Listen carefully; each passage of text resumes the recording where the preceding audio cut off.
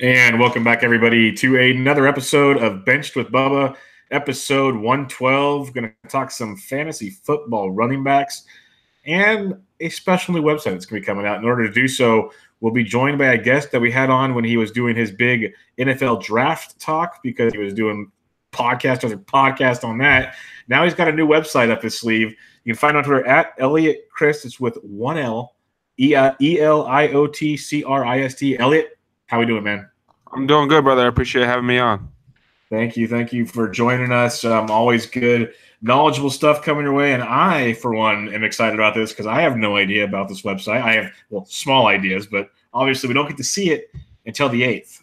What can you tell us about your little project here, the Quant Edge? Yeah, so that's going to be launching Wednesday, August 8th, like you mentioned. And, we wanted to kind of provide people with things that aren't out there. So we created 4 tools. 3 of them are brand new. The first one is the head-to-head tool, where you can compare any 2 players to each other. So if you want to compare a wide receiver and a tight end, for example, and decide who you want to start in the flex, you can do that by all these different advanced metrics, spider charts, different graphs to compare weekly metrics. And then we have heat maps as well. So if you want to compare offensive players and defensive players, you can see where teams are susceptible or where players are catching a lot of their passes, as well as all of our defensive metrics are broke down by different position types. So, for example, if you want to know how a defense is against wide receivers, that's terrific. But we are doing that based on wide receiver 1, 2s, and 3s to kind of really get an understanding of how susceptible defenses are to different types of players. We have a wide receiver cornerback matchup tool where you can select any wide receiver or tight end and compare them against the defense's safety, linebacker, or cornerback by route type, by coverage type, by alignment. You can create your own graphs at a click of a finger and get access to in-depth information that you can't get elsewhere. And then another tool we're really excited about is the injury impact tool, where basically you can take any player, offense or defense, and see how that impacted the team. So you can do it by team, whether you want to do like run success rate or maybe explosive run rate or sack percentage or turnover percentage or whatever it is. You can do that for offensive or defensive players. And then if you select an offensive player, any offensive player, you can see how he's impacting the fantasy relevant players. So, for example, if you want to take David Bakhtiari off the Green Bay Packers, you can see that Aaron Rodgers' ADOT drops and yards per attempt drop. Or if you want to take a wide receiver off the field, like Antonio Brown, for example, you can see where the market share is going, who's getting all the targets. You can see all the wide receivers at once. You can see all the tight ends. You can see all the running backs. If you take a running back off the field, you can see the snap percentage of all the different running backs to get a sense of whether or not they kind of have running back by committee to replace a Le'Veon Bell, or if they just kind of, have one specific back in mind. So, and then we'll have an optimizer as well. And these are just the tools we have for launch. We kind of want to tease it a little bit. We're going to have some more stuff that comes out throughout the course of the season, and we'll have a ton of content. I think right now it's about 25 podcasts and articles a week for people, providing information on basically whatever you need for your DFS season longer betting for the week. And we're competitively priced. We're $29.99 a month, and that's going to get all sports. We are going to be expanding to other sports as well, basketball, baseball, to name a few. And the $9.99 for the season is going to get you everything throughout the playoffs, and that's by far the best price in the industry, with tools that aren't out there. And you're going to get access to an optimizer with that's built with machine learning and advanced algorithms, and Ivy League quants are building this stuff. So I'm telling you guys, this is going to be some amazing stuff, and it's incredibly fun to play with and easy too, which is terrific. So we're going to get you information, access to information that you haven't had in ways that's incredibly easy to understand and effective for you to play your matchups at a price that's better than anybody else. So quite frankly, man, we think we're going to be able to provide something that's not out there and really help people in an affordable way to do it. That sounds outstanding, because you look at a lot of these sites that offer just a lineup builder alone, and they're charging them $29.99 a month, but just a few articles a week type deal. Now you have all these other tools, like the head-to-head tool sounds outstanding, because you've done DFS for a while. You've had podcasts and wrote articles for Power Hour, and you did some things on your own beforehand. And when you're talking head-to-head matchups, you always like to compare, okay, this cornerback on this player and how it's going to affect things, yada, yada, yada. And half the time that cornerback's not going to be on that player the whole, like, there's different percentages and whatnot. So I like that with the wide receiver cornerback matchups. And then that injury impact tool is very interesting because there's so many weeks when we're trying to look for value plays in DFS or other deals like that. And like you said, when a receiver goes down or something, okay, who's gonna slide into maybe the third receiver spot? And he's gonna be like 3K on DK, and now he can actually get something out of him. So I think there's a lot to like about this. Obviously, it sounds really, really awesome. Price point is outstanding for the product and the service you're going to get there. And you brought some pretty awesome guys on board that many of us have heard of. Do you care to mention some of those guys? Yeah, so our editor is John Owning. He's done a ton of work. He used to be FanRag's editor. We got Brad Kelly breaking down our wide receivers. He's actually a college wide receiver coach. He works over there at the Draft Network. Connor Allen's going to be doing some of our betting stuff. He's also contributed to Warren Sharp's website and Roto World. Ryan Noonan's going to do betting stuff for us. He's contributed to Number Fire, Sporting News, Roster Coach. He's even done some stuff for DraftKings. Brad Reyes, most people know him as Mean Mr. Mode or Skeletor. He's the guy that when you get in your drafts, if you see him, you know you're probably not going to win because his team always ends up the best. Joe Piano is going to do GPP stuff for us. Derek Brown is going to do breakdown season-long stuff for us. And Matt Dickinson really caught my eye last year when he was doing all this ideal target stuff, basically attacking certain sections of the field, breaking down all this stuff, through hours worth of research. Now we're cutting his hours into, seconds and minutes. And I wanted to give him a shot to do that on our site too. And it's going to be fantastic using that head-to-head tool and the heat maps and everything. So, we're going to provide a ton of content. This is on top of all the guests that we're going to bring on as well of our different podcasts, and really allow you to kind of whatever slate you want. If you're a primetime guy, we're going to have that. We'll have a Monday morning pivot podcast. So if your lineups are dead or if you're kind of towards the top of the field, how to adjust your lineups according to that for the primetime slates. Like we're going to try to get you as much content for DraftKings, FanDuel, betting that you can possibly want. And basically, and every day there's going to be new content. That sounds awesome. Really looking forward to this. And you mentioned you're going to have other sports out there, baseball, basketball, to name a few. So you're going to hit all the avenues and have all the stuff everybody needs. And it's a good group of guys. I know most of them already. And if you're excited about it, I'm excited about it. So I'm looking forward to seeing what you guys have in store because everything I've seen you do so far has turned out pretty darn good. So I appreciate we'll definitely check it. Yeah, no problem. We'll definitely check it out. That's why I wanted to have you on here and promote it as much as possible. So bring it up as much as you want in the podcast, and we'll definitely plug it again at the end. But let's do a little fantasy football talk for the people out there. Let's talk a little running backs. And we'll start with the big question on the board is there's the top four. And you can pretty much make an argument for all four of them at number one if you really want to. But some have better feelings than others. You got Gurley, Le'Veon Bell, Ezekiel Elliott, and David Johnson. How do you approach the top four? To be honest, and I don't even think this is a popular opinion, I don't think it matters. I think they're all in they're clearly a tier, right? And this is one of the things we're actually doing at the Quant Edge, and I'm sorry to keep plugging it, but plug it away. We're not doing rankings like 1 through 32. We're doing percentiles, right? So you want to know how good someone is at something. These guys are probably all going to be 95th to 99th percentile guys. Meanwhile, the next tier might be like 85th percentile, and that shows you a huge drop-off. And if it's 98th to 97th percentile, you can tell that it's not a big deal. And this is kind of dealer's choice. I rank them Todd Gurley, Le'Veon Bell, David Johnson, Ezekiel Elliott. I think you can make the decision in any way. You're probably going to be okay. The only thing that's going to hold one of these guys back is an injury. They're going to be on the field all the time. They're involved in the passing game. They're the team's best weapon outside of Le'Veon Bell with Antonio Brown there, but we've seen the kind of work he gets. His volume is absurd. So, I think it doesn't matter. And I know that's not a popular opinion, but if I get 1 through 4, I'm perfectly happy. That is completely how I see it. So that's why I don't care if it's popular or not, because I've told people, just give me one of the top 4 picks. And I'll just kind of throw a dart at the dartboard and whatever comes in. I don't care. Like, I really don't care.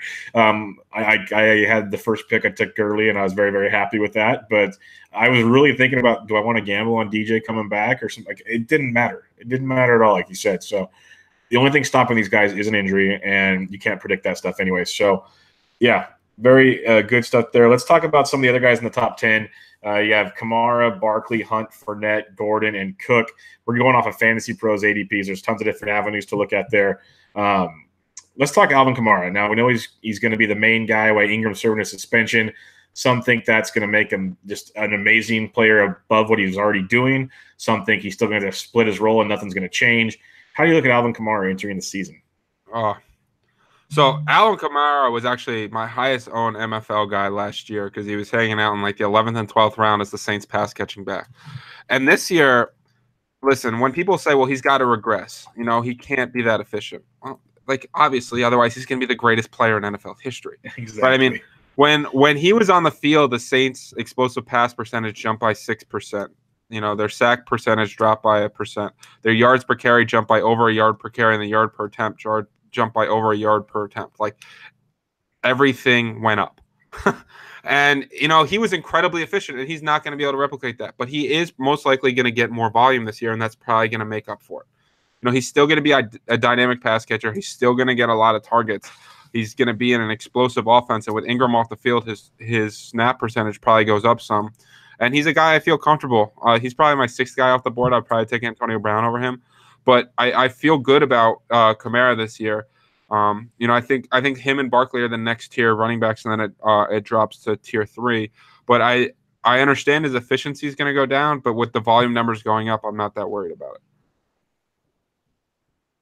Yeah, Saquon Barkley is the sixth guy off the board, and we know you're very high, and the Giants took their time. Everyone's raving about him already. Are you willing to go this high, or are you kind of worried? You're cutting out on me, brother. We're talking Saquon Barkley here, and the Giants took their top pick to take him out of the draft out of Penn State. We know you're very, very high on him. What's your thoughts on Barkley this year, rookie running back that early in the draft?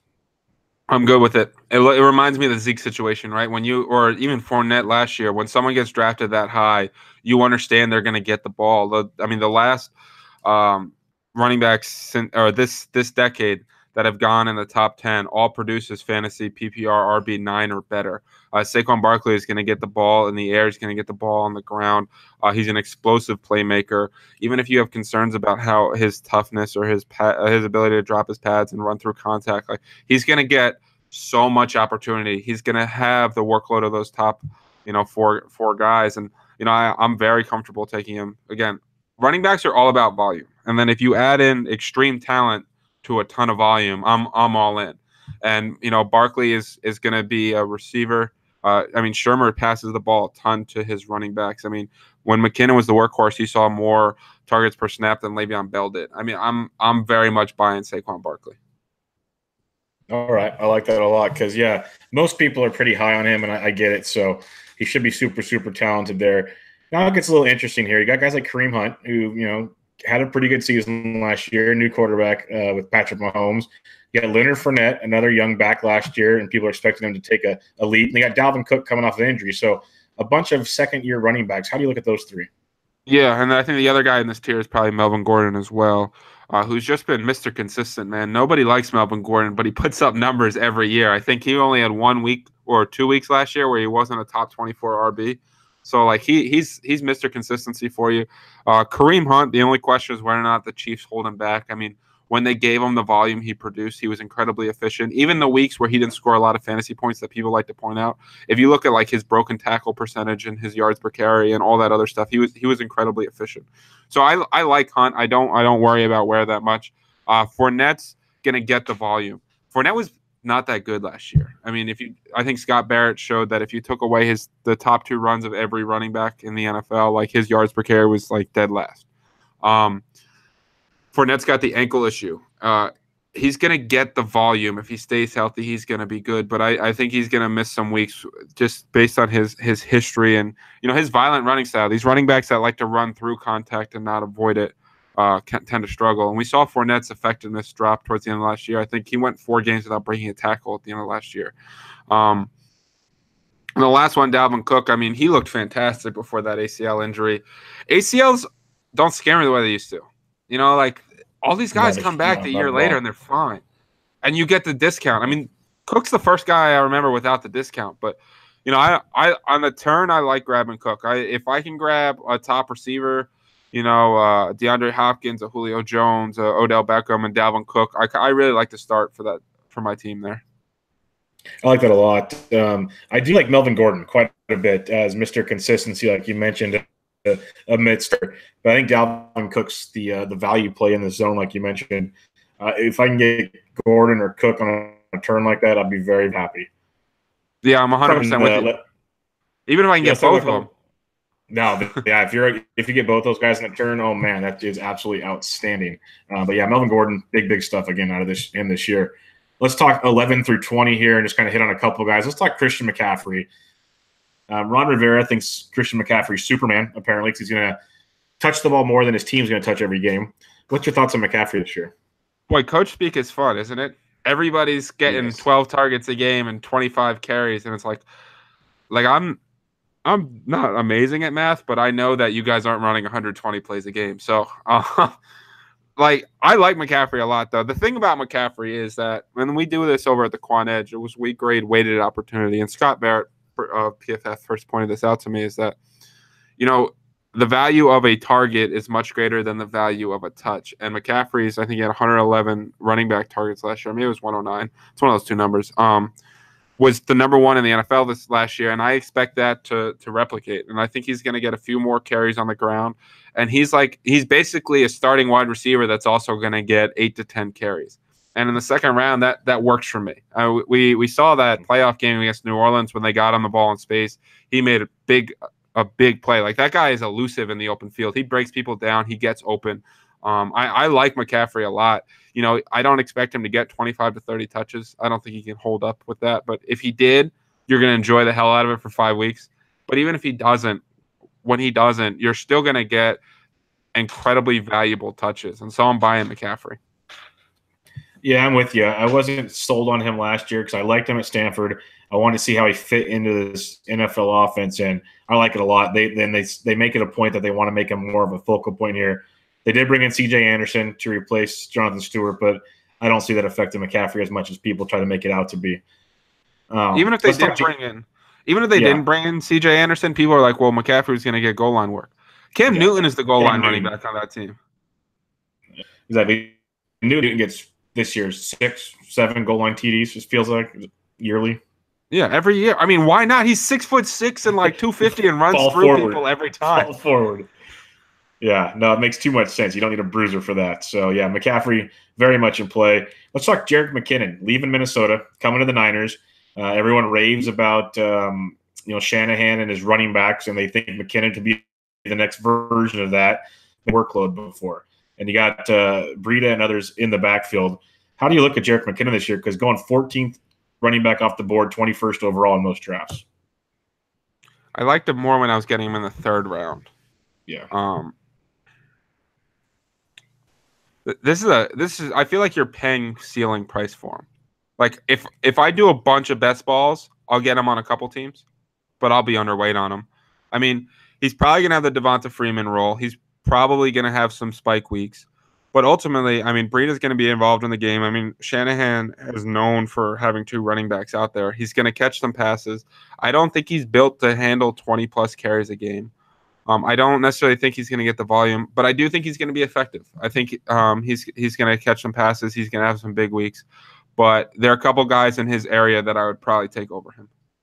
Like, I see him go before Christian McCaffrey, and McCaffrey is pretty easily ahead of Jerick McKinnon for me. McKinnon wants to be McCaffrey. He's not going to be McCaffrey. He wants to be McCaffrey. So, yeah, right.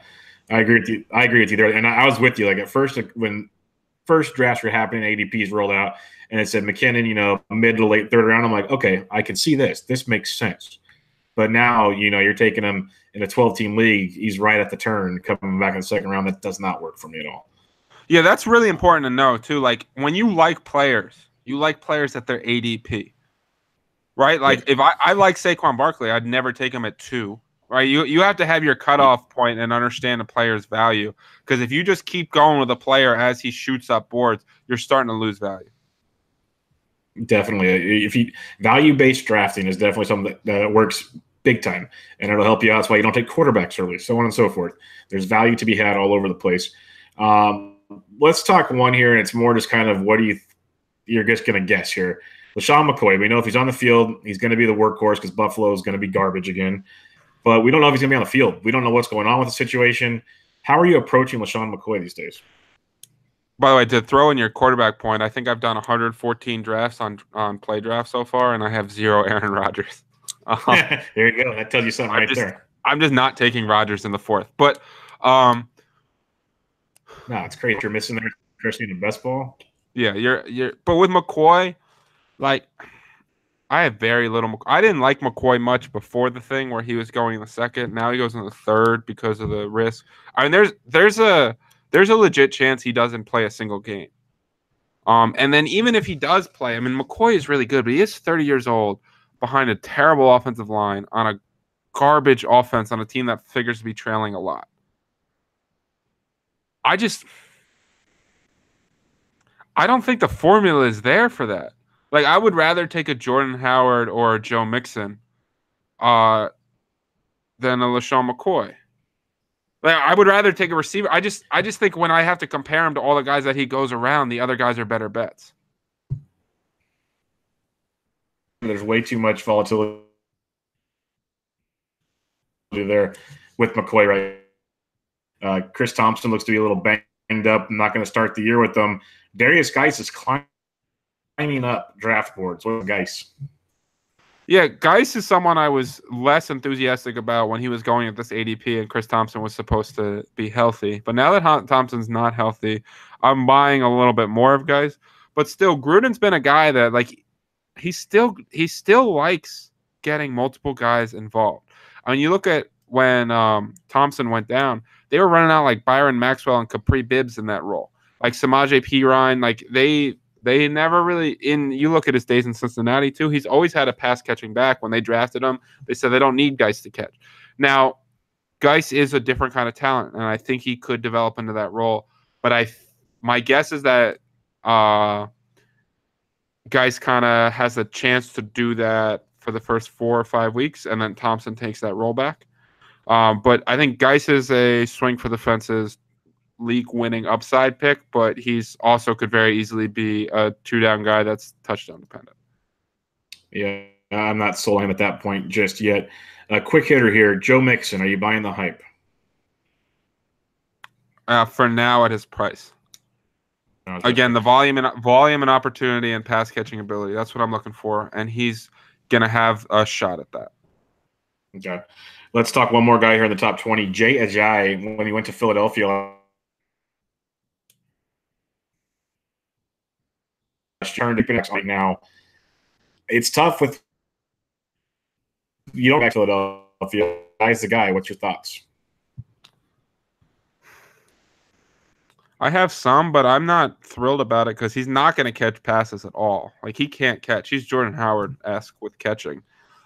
They have Corey Clement there who came on strong.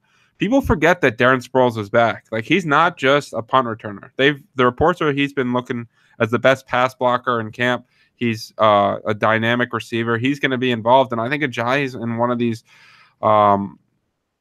three running back by committee teams, and it makes me a little bit nervous taking him in the 4th round. Now, Blunt is going to open up some goal line work, and it is going to be a high-scoring offense, but historically, Jay Ajayi has been pretty bad inside the 5-yard line. That hasn't necessarily been a strength of his. And on top of that, if you look at Ajayi throughout his career, he's kind of got like 4 big games and then a whole lot of nothing. So I'll have some Ajayi, but I'll be, in terms of best ball, I'll certainly be underweight. And redraft, that's not a guy I have much interest in at all, because he's going to be so hard to predict when to start if everybody's healthy. I mean, you're kind of guessing at that. And I would rather take a Rashad Penny than a Jay Ajayi. No, I'm with you there. Take the gamble on Penny a couple picks later. You can definitely have some fun with that. Let's talk about some other guys outside the top 20 here. We'll kind of jump around a bit as we're not going to cover all of the running backs, 50 running backs that get taken in your drafts. But let's talk about Mark Ingram. We know he's in a dynamic office. His games, when he comes back, he still seems to tear it up. He's going 23rd running back off the board right now. How are you approaching Mark Ingram? Ingram's tough because he's suspended the first 4 weeks. And then I think he's got a week 6 bye, right? And then I want to say week 5 is against the Minnesota Vikings. That's tough because you might not be able to use him the first 6 weeks. And he's a second or third round guy probably without the suspension. But I'd want to get him end of round 5, beginning of round 6 with the suspension. Because you really might not be able to use him the first 6 weeks of the season, and that's brutal to a team. You have to start really strong. So for the most part, I'm avoiding Ingram because I don't think the discount is matching what it should be. Okay, fair enough there. Let's talk about the Houston Texans backfield. They're going to have our boy Lamar Miller toting the rock, hopefully with a full Deshaun Watson in tow. What's your thoughts on Lamar Miller this year? Because people are really high on him. I know he played much better with Watson on the field. What do you think about with Miller this year? Yeah, when Watson's on the field, it makes all the difference. Just let me pull up these numbers for you real quick. So when Watson's on the field, the explosive run percent goes up by 1%. The explosive pass percent nearly doubles from 12% to 20%. The yards per carry goes up by 0.8 of a yard. The yards per pass attempt goes up by like 3 yards. Obviously, what he did was not sustainable. People love to point that out. Watson's going to regress. All you're saying is Watson's not the single greatest player in the history of the NFL. That's all you're saying. But Miller, the reason I'm buying Miller is because Foreman's Achilles, and he may take a while to be on the field. And at Miller's 5th round ADP, I'm getting a guy that should see a majority of the workload in an explosive offense that can catch the football. And again, volume, opportunity, and pass catching ability. He checks those boxes for me. So Miller's the guy I'm buying in the 5th round. Like it. John Gruden, he's back in Oakland for those that have been sleeping under a rock. And everyone's talking about he's bringing an old school, basically, is what you keep hearing over and over again. But Marshawn Lynch is there, and in the second half of last season, Lynch played really. How do we look at Marshawn Lynch this season? I think he's a guy to take a shot on in the 7th round because he's got that touchdown upside, and that offensive line is pretty good. They got Gabe Jackson and Kamichi Asemele, and so they got some bruisers up front for Lynch to run behind, and he can still break tackles with anybody in this league. It's the last year in Oakland, right? And that's why he came back. So Marshawn Lynch motivated is a dangerous man. I think he's going to have a couple 2 touchdown weeks. He's going to have a couple spike weeks. He's more of a best ball guy for me, but then redraft, trying to guess which week that is. But I think you're getting a guy that's he's competing with Doug Martin for touches, and Doug Martin's terrible. At the 7th round, again, you're getting some opportunity upside there. So Lynch is a guy I'm willing to buy. Okay, I can dig that. Yeah, I think like you said, competing against Doug Martin is pretty much all you really need to know right there. That'll tell you a lot about opportunity. Burke, these kind of people really, really like him out of the backfield, especially in those PPR type leagues. How are you looking at Rex Burkhead this year? So I was buying Burkhead before the Sonny Michel news. Now I'm probably not going to have as much of him. Michel's out for a few weeks, but he's going to be back by game 1, and he's still going to be a big part of the offense. And people are starting to draft Burkhead in the 4th or 5th round ahead of Michel, which I get why you draft him ahead of Michel at this point, but he's starting to go up there like he's not going to be competing with 3 other people. And Burkhead doesn't have a history of staying healthy. He doesn't have a history of being able to handle a workhorse load. I don't trust him at that price tag in the 4th or 5th round. When he was the 6th or 7th round guy, I was in. But Michel missing a couple weeks of training camp should not make Burkhead jump 2 rounds in ADP, in my opinion.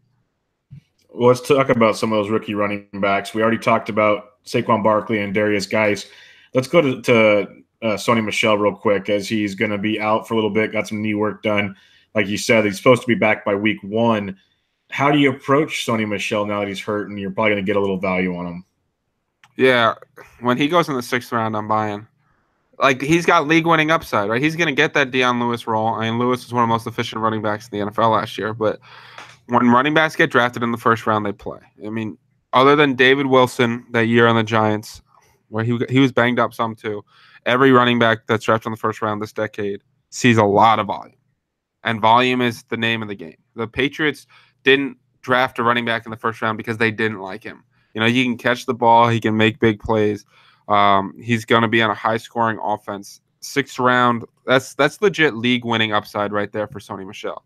Because you know the Patriots would rather play him than Rex Burkhead. Mm-hmm. Do you think he's going to kind of be the equal to what Deion Lewis did last year, or even better? I don't think he can be better because Lewis is like the most efficient fantasy point per snap running back in the NFL, or right behind Alvin Kamara. But you know, I think he could provide some serious value. Okay, let's talk about Rashad Penny. There's a little bit of a back and forth up there in Seattle with Chris Carson and company, but many believe Penny's the guy. What are you seeing with Rashad Penny? This is so funny that every year we do the same thing with Pete Carroll, that we believe him. Eddie Lacy looks incredible. No, Eddie Lacy looks fat. And like, Thomas Rawls is the greatest running back we've ever had. No, he's not. Like, every year we do the same. Like, he was talking of J.D. McKissick. He's like, that guy is so explosive. There's no way to stop him. But then we selectively choose the Chris Carson. Like, meanwhile, Brian Schottenheimer is talking about how well Rashad Penny is pass blocking and catching passes. They drafted him in the 1st round. I'm going to sound like a broken record. When they draft a player in the 1st round at running back, they plan on playing him. Penny is a guy that has done incredible. He has incredible college metrics in terms of breaking tackles, yards after contact. Seattle has said they want to run the ball more. Those years with Marshawn Lynch, they were top 3 in run percentage and total carries a game. Now, those teams, yes, were they better defensively and probably had more leads? Absolutely. But he's going to be on a team with Russell Wilson that's going to score points, and he's going to get a lot of opportunity. I'm less worried about the offensive line than other people because, again, he's going to get volume. I'm not worried about Chris Carson. Chris Carson's a guy with one good career game that was a 7th-round pick, and they just went up and this is a team without many draft picks coming into the draft, and they chose a running back. They really liked Rashad Penny. They're going to play Rashad Penny. I like it. I like it a lot. Last rookie back I got written down first here is Kerryon Johnson playing for the Detroit Lions. You know, you got Theo Riddick there, kind of a PPR back. What's your thoughts on Kerryon this year? Kind of, it seems like he could be that workhorse guy they're looking for. Yeah, LeGarrette Blount's not very good anymore. Like, he's talked about as this like great goal line back, and I think he scored one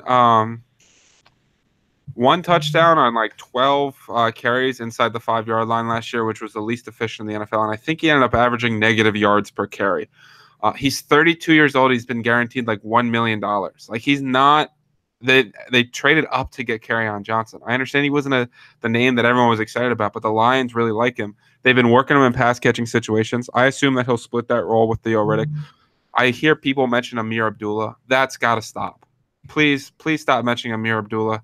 Kerryon Johnson is going in the 7th round. I'm buying him. I think 3 weeks from now he may be going in the 4th round. You know, I think that ADP rise may be coming, and Kerryon Johnson is going to get the opportunity in an explosive offense behind a good offensive line too. I mean, they drafted Frank Ragnow, one of the draft's best interior offensive linemen, and they get Taylor Decker coming back, who was one of their best players the year before. So this Lions offense is set up to score a lot of points, and he's probably going to be on the field a lot.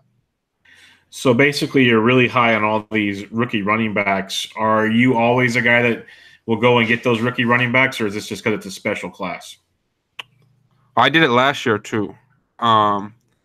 Yes, the talent of these guys too. Like, this isn't like the Carlos Hyde, Eddie Lacy classes where like you're like, these guys are kind of, they're okay. Like, these guys this was considered a really special class.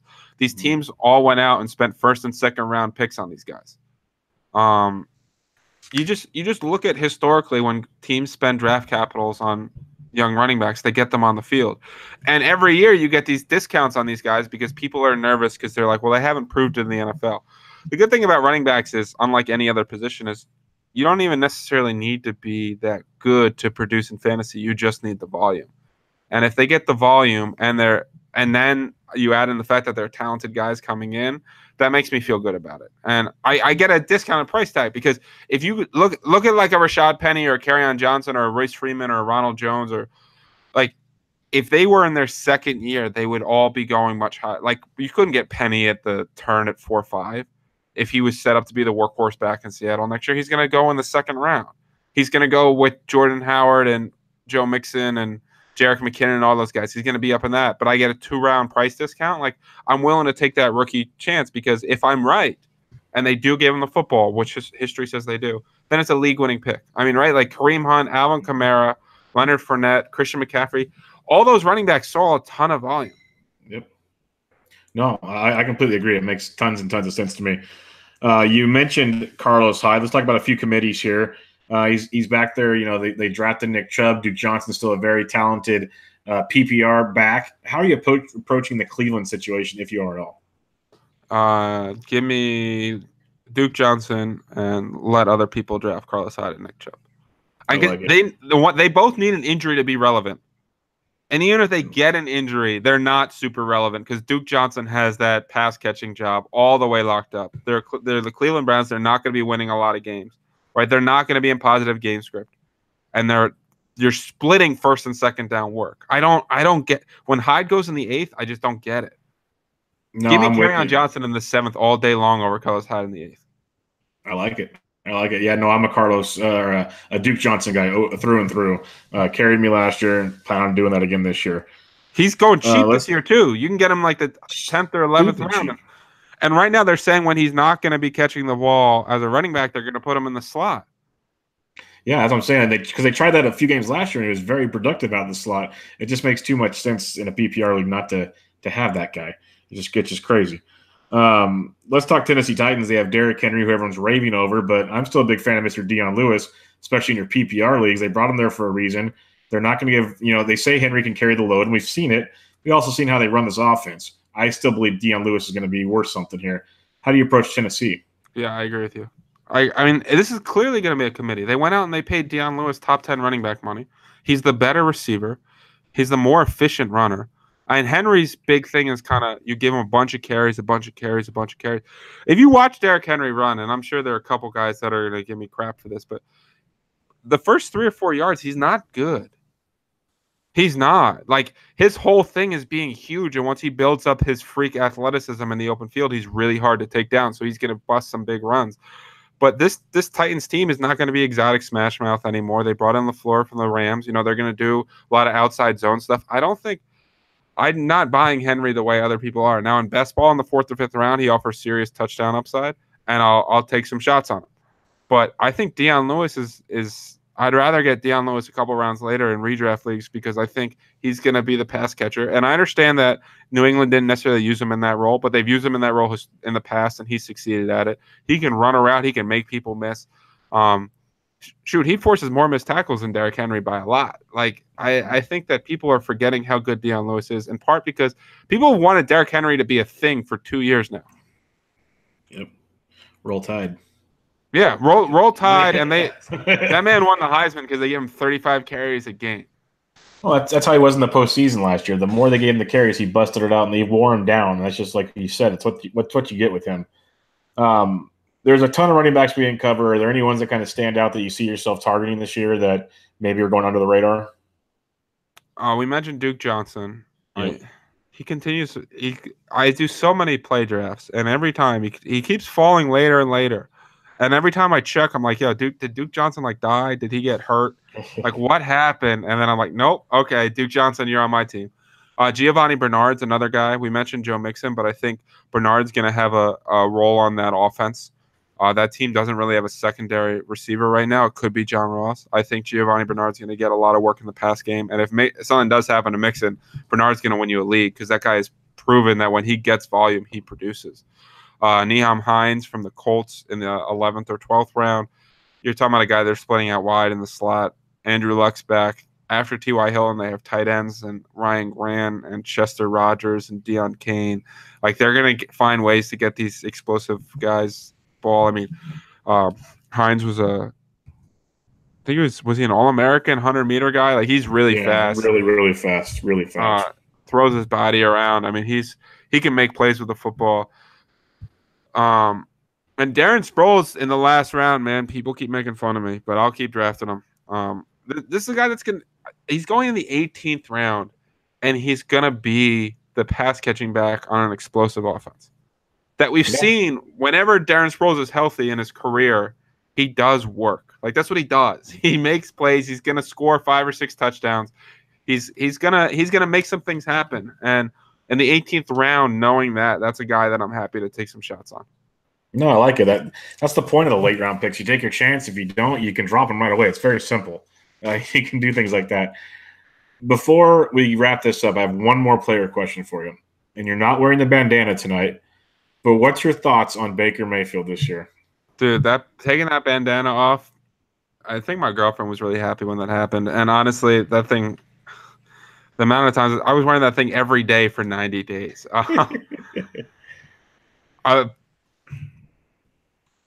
I'm excited to see him play. I think he's gonna win that job from Tyrod Taylor pretty quickly.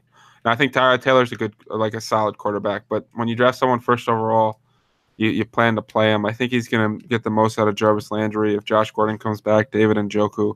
Apparently Higgins is the guy that he's been connecting with in camp. The reports have been pretty good with Baker. I saw there was a report that he didn't throw an interception for 4 days, and people were quote tweeting it like, "I told you he's the man." Calm down. I'm the biggest Baker fan there is, but or Patrick Mahomes threw 7 interceptions in training camp, and people are like, "Oh, he told you he's gonna suck." And I was like, when did counting interceptions become a thing that people do for camps? I don't get that, but I'm excited for Baker, man. I going to Cleveland, I think he's gonna be successful. I think Duke Johnson is a guy with Baker I think could do a lot. We saw Baker with the Oklahoma running backs, whether it was Joe Mixon, Anderson, I think was the back last year. He gets guys the ball in space accurately so they can make plays after the catch. And, I think he's going to be good for that offense, and I think he's going to be good for that city and a good NFL player. I completely agree. I like the fit there. It should be a lot of fun. That'll wrap us up, Eliot. Why don't you plug the Quant Edge one last time, and we'll send it on away. Yeah, I just want to thank you for having me on, man. This is always a lot of fun. You're one of my favorite guys to talk football with, or really anything with. Just fun conversations. But yeah, you can follow me on Twitter at Eliot Crist. You can follow the Quant Edge at the Quant Edge. If you just search TQE on Twitter, you can find it as well. TheQuantEdge.com. It's up right now. It's just a countdown.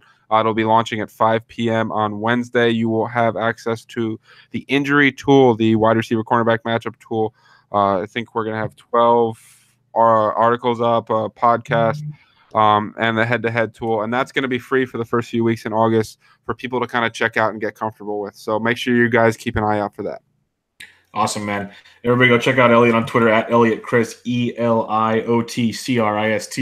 And again, go check out the Quant Edge. A lot of good guys there doing a lot of good work. Should be great for your NFL DFS needs and much, much more. But Eliot, thanks for joining me, man. Always appreciated. Always, brother. All right, everybody. This was Bench with Bubba, episode 112, talking some fantasy football running backs. Catch you guys later.